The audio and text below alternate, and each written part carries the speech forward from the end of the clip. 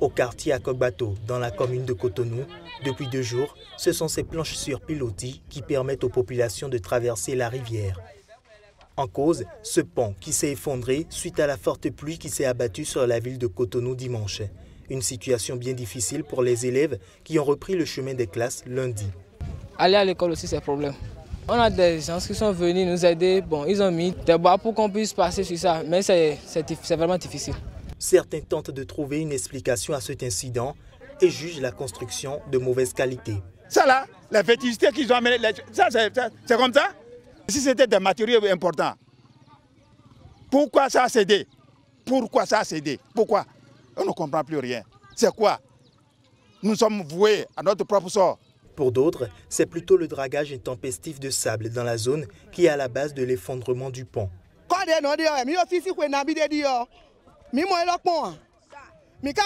C'est le dragage de sable qui en est la cause. Nous vivons ici depuis des années et c'est la première fois que cela arrive.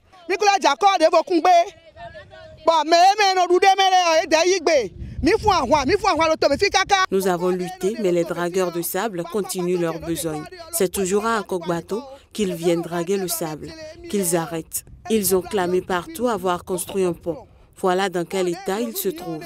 Qu'allons-nous faire? Nous avons informé le chef d'arrondissement juste après l'incendie, mais jusque-là, nous n'avons vu personne. Qui est-ce qui dispose de la vraie raison de cet effondrement? Le chef d'arrondissement contacté n'a pu se rendre disponible pour répondre à cette interrogation. En attendant, les populations risquent leur vie pour emprunter cette voie qui est la seule menant rapidement à Akogbato.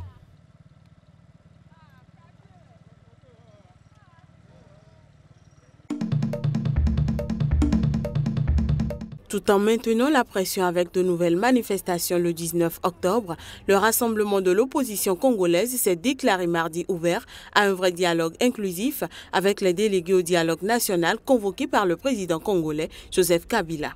Le rassemblement de forces politiques et sociales acquises au changement réaffirme son soutien à la résolution 2277 du Conseil de sécurité des Nations Unies, seul cadre dans lequel le dialogue doit se tenir en vue de mettre fin à la crise politique délibérément créée par M. Joseph Kabila. Selon le rapporteur de ce forum, la coalition majoritaire des forces d'opposition qui boude le dialogue national sous la facilitation de l'ancien Premier ministre togolais Idem Kodjo exige que le prochain dialogue inclusif mette autour de la table de partis les participants aux discussions de la cité de l'UA avec ceux du rassemblement. Aussi, ajoute-t-il, que le dialogue prenne en compte le calendrier des élections qui fera l'objet d'un consensus entre les partis, puisqu'à partir du 19 décembre, toutes les institutions à mandat électif auront perdu toute légitimité.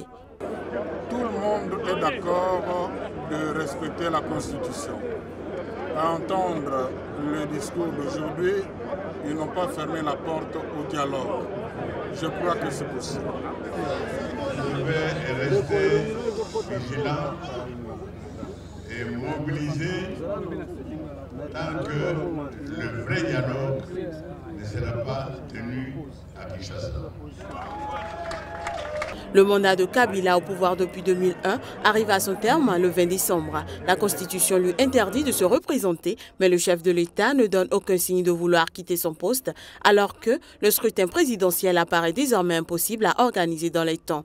La commission électorale de la RDC projette d'organiser la présidentielle fin 2018, arguant des contraintes logistiques pour justifier ce rapport.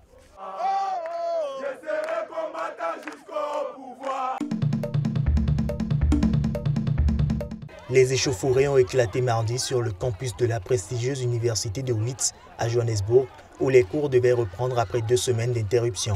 La police a de nouveau lancé des gaz lacrymogènes et des grenades assourdissantes pour disperser des étudiants réclamant une éducation gratuite pour tous. Plusieurs policiers et étudiants ont été blessés lors de ces heurts. Ce mouvement national de contestation agite depuis 2 semaines les universités sud-africaines. Le système universitaire en Afrique du Sud a négligé le pauvre enfant noir. Et donc, notre but est de montrer que la violence structurelle du système ne va décourager les étudiants de se battre pour une éducation gratuite en Afrique du Sud. Le 19 septembre, le gouvernement sud-africain avait donné son aval à une augmentation des frais universitaires limitée à 8%, soit une hausse supérieure à l'inflation annuelle de 6%.